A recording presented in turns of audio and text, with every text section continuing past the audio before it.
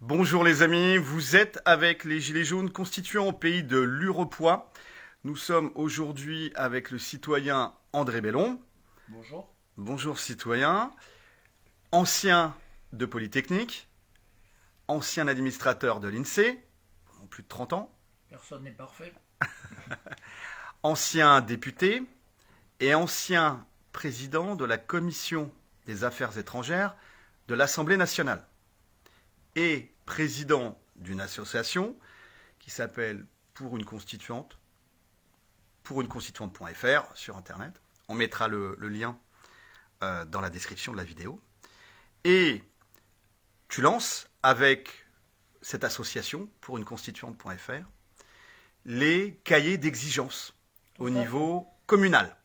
Donc le principe de subsidiarité, ça ne vient pas d'en haut de personnes élues, choisies, etc.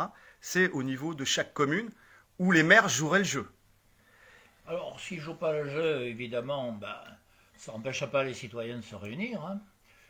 Mais c'est vrai que s'il y a un rapport à la fois amical et efficace avec le maire, c'est mieux, Qui prête une salle par exemple. et qui joue ce jeu, en fait, de ces cahiers d'exigence et non pas de doléances.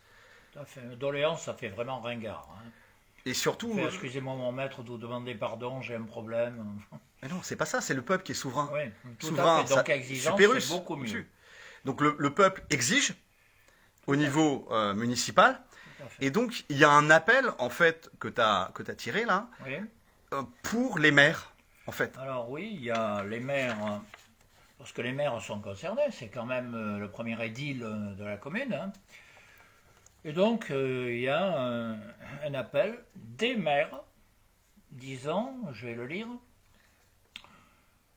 devant les attaques portées par les gouvernements successifs contre le pouvoir communal, devant les assauts permanents contre la démocratie et le suffrage universel, en particulier après l'insulte faite au vote émis par les Français lors du référendum de 29 mai 2005, devant la crise politique qui depuis des années indique la déliquescence du pouvoir tant sur le plan intérieur que dans l'espace européen, devant l'état économique, politique et social de la France que chaque jour met davantage en lumière, seul un sursaut démocratique peut sortir notre pays de ce marasme, seul l'appel aux citoyens dans un cadre démocratique et pacifique peut nous rassembler pour faire face aux défis. C'est pourquoi les maires sous-signés déclarent être favorables à l'élection d'une constituante en France et appellent leurs collègues maires, en particulier dans les communes rurales, à participer à cet objectif d'intérêt public.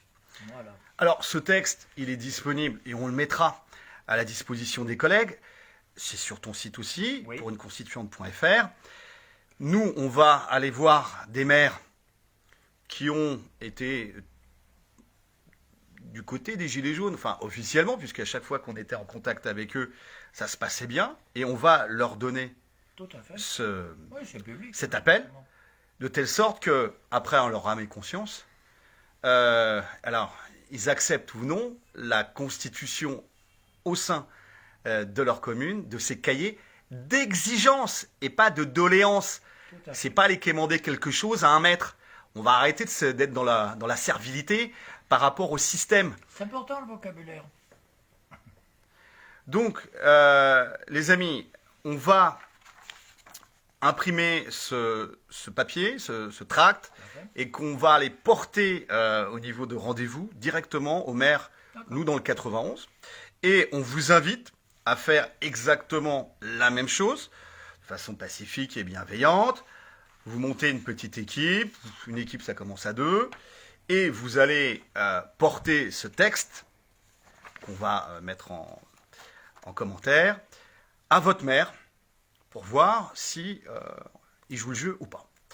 S'il joue le jeu, eh bien, avec lui et avec les collègues, vous montez alors ces cahiers d'exigence avec toutes les réunions qui peuvent s'en suivre et qui pourraient être le ferment d'un processus constituant communal.